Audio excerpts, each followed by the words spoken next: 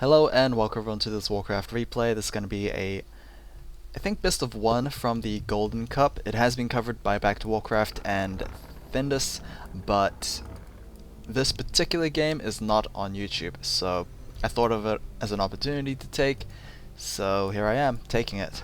Night Elf vs Human matchup here. We have WarchiefRich spawning in as the red Night Elf player in the top right. He'll be facing off against emalfan, the blue human player in the bottom right. So yeah, don't get confused with emalfan and Emal. Emal is an orc player who I believe stopped playing for about a year or so, and don't get confused with Hunter Shape with Star Shaped, because yeah, totally different players. Anyway, WarchiefRich going for a standard Ancient of War creeping opening here. We'll see what hero he takes as his first. The map is on Twisted Meadow, so it's fairly large, but I don't know if that really dictates which hero is going to get chosen. It is going to be an Archmage versus Warden for this game. Pretty exciting to see the Warden come out. Warden's probably a pretty exciting hero to observe. Definitely not as one-dimensional as maybe Demon Hunter or maybe Blade Master. So yeah.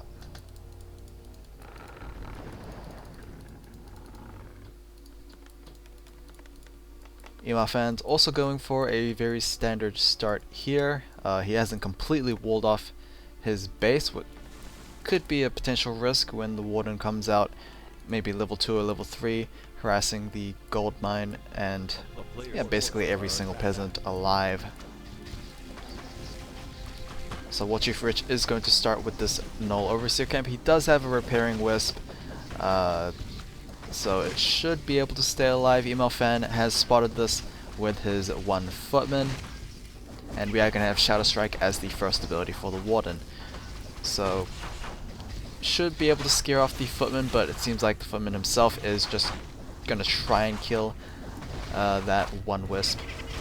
Second Shadow Strike goes down, and this might actually be the first kill for the Warden. Never mind, the Overseer is the first kill for the Warden.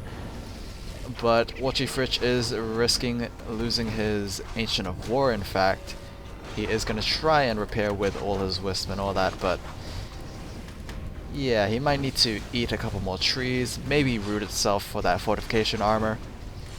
It is going to root itself, but it didn't actually reset the healing from eating a tree. Archmage is taking a lot of damage from the Warden herself, so he should be a little careful about that. Humans don't have any sort of healing early on, of course. Arcane Vault has not been built just yet, I don't think. Yeah, nah. emalfan is going for an early tier 2 as well as WarchiefRich should, but he is replacing his lost Ancient of War, so it is going to delay it slightly.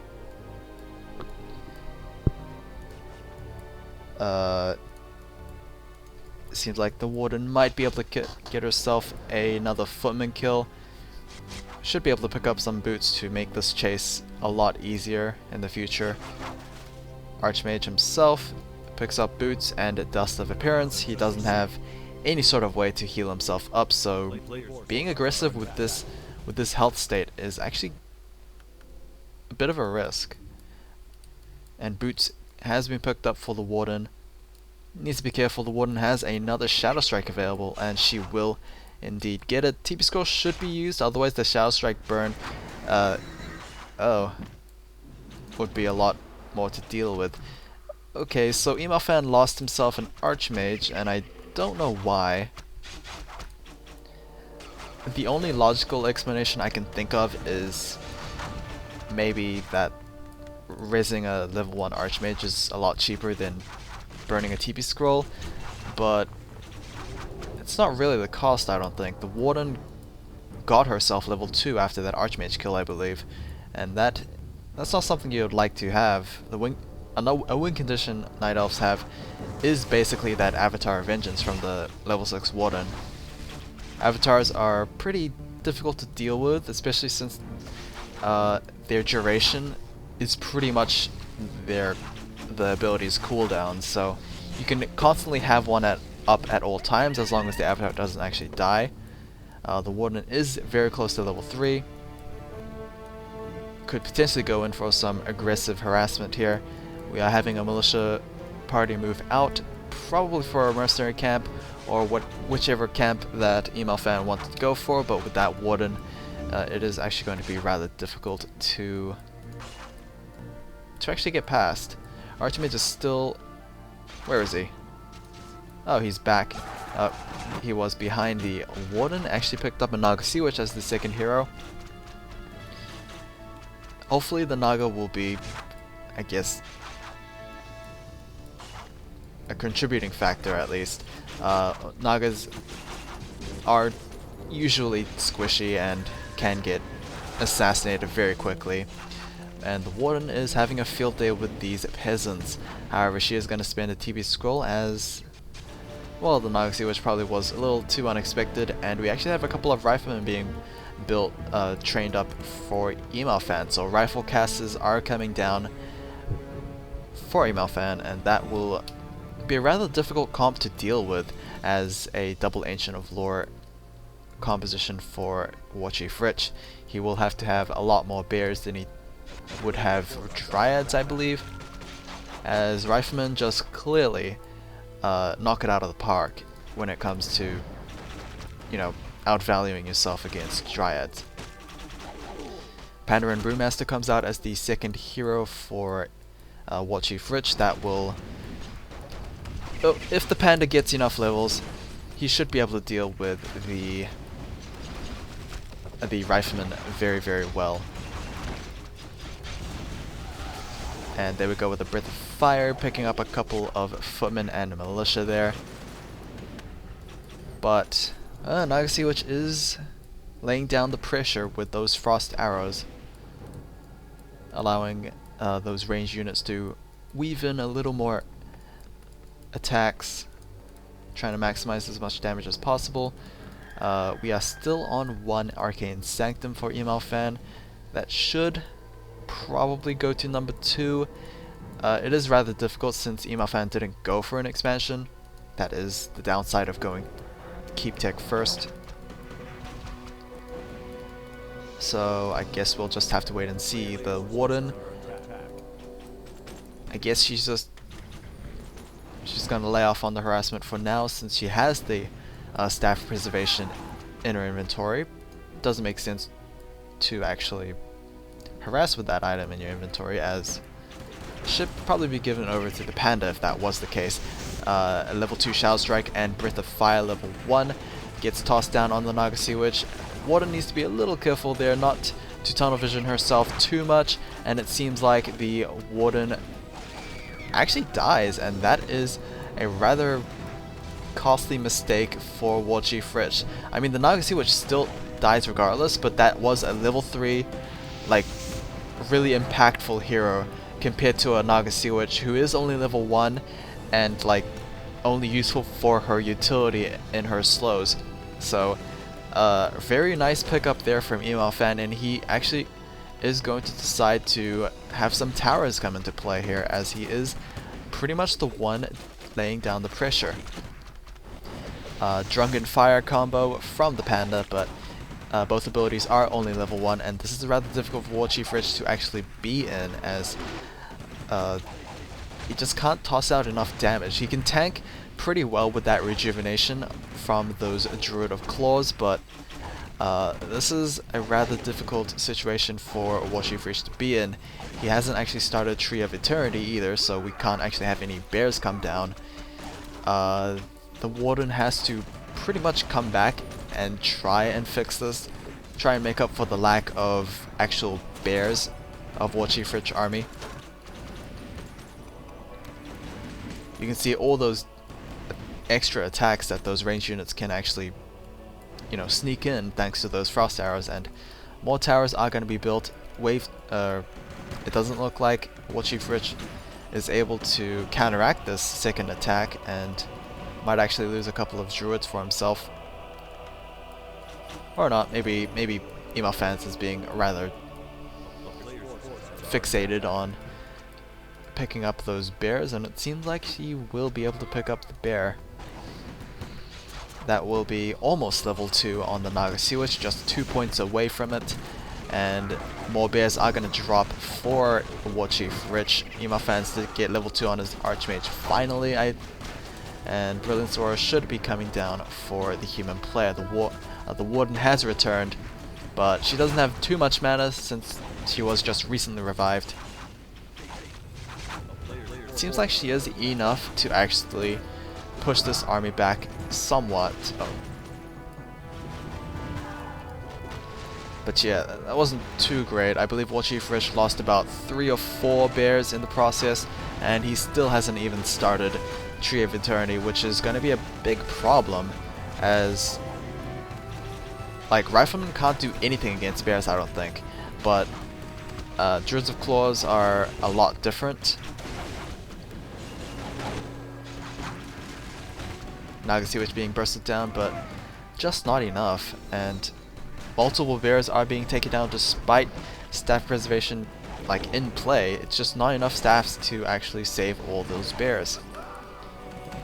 Panda's almost level 3, Breath of Fire level 2 could be a game changer here, but yeah, WarchiefRich being rather desperate, just going in for the hit and run Shadow Strikes. She is rather low and would be ill-advised to actually go in for another attempt.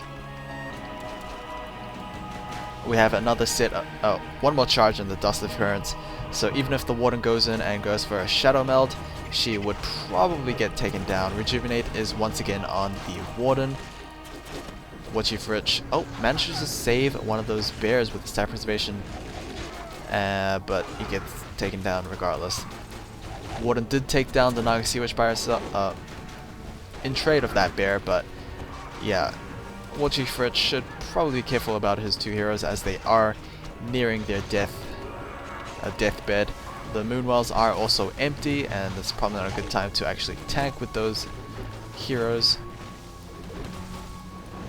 Seems the Arcane Tower is completed. That is probably gonna make it impossible for the Panda and Warden to contribute anymore.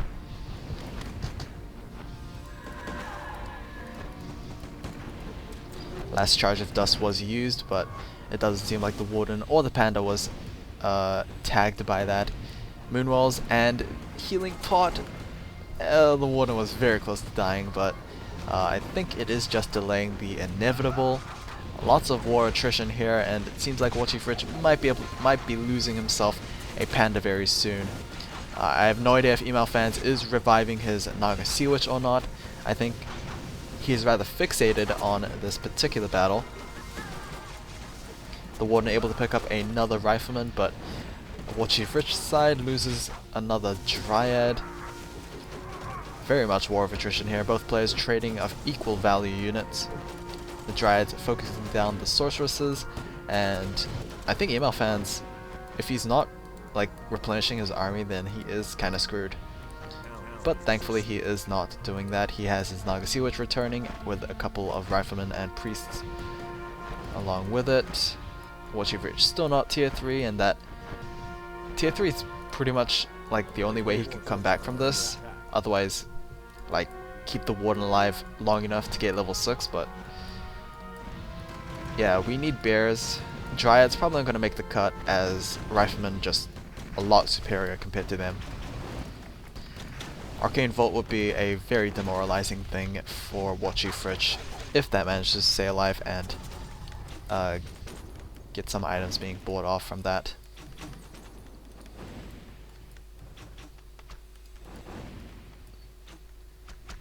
Naga Sea Witch actually not using Frost Arrows, surprisingly.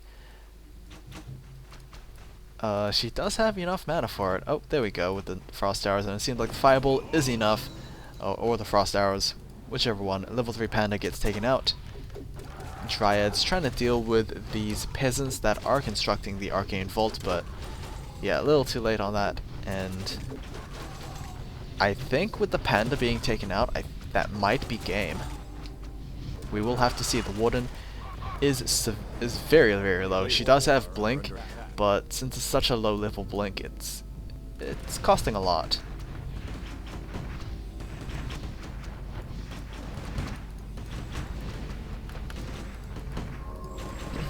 And it seems like emalfan has managed to get through this hard, difficult process, and it seems like able to pick up the victory despite only having one Arcane Sanctum. The glorious return to rifle casters now that we don't have an Orc or Undead matchup. And yeah, it doesn't look very good for WarchiefRich. It was very unfortunate. Like, emalfan should have been punished for losing his Archmage so early, but yeah, I don't know what happened to WarchiefRich. I guess it was just because he never was able to get to tier 3, or it was probably because he traded his Warden for a level 1 Naga Witch. Whichever one it is. Yeah, hopefully WarchiefRich can bounce back from this performance. Hopefully he doesn't get tilted. Of course, I mean for like future games, not the Golden Cup. The Golden Cup's already finished. And yeah, solid win from humans, and should have a GG any time now. We have a lot of Dryads for WarchiefRich, but Dryads are, like I said time and time again, not the winning composition for a Night Elf player against a human matchup. Abolish magics are being used to excessive degree to deal with those water elementals, but yeah, who is going to deal with those sorceresses and riflemen? I don't think it's going to be the Dryads. And then the Warden is still very far away from level 6. GG from WarchiefRich, and that is going to be game. Hopefully you guys enjoyed this one. It was short compared to the last couple series, but yeah, I need to find a good series to cast, and I will do it very, very soon. Maybe. Anyway, take care.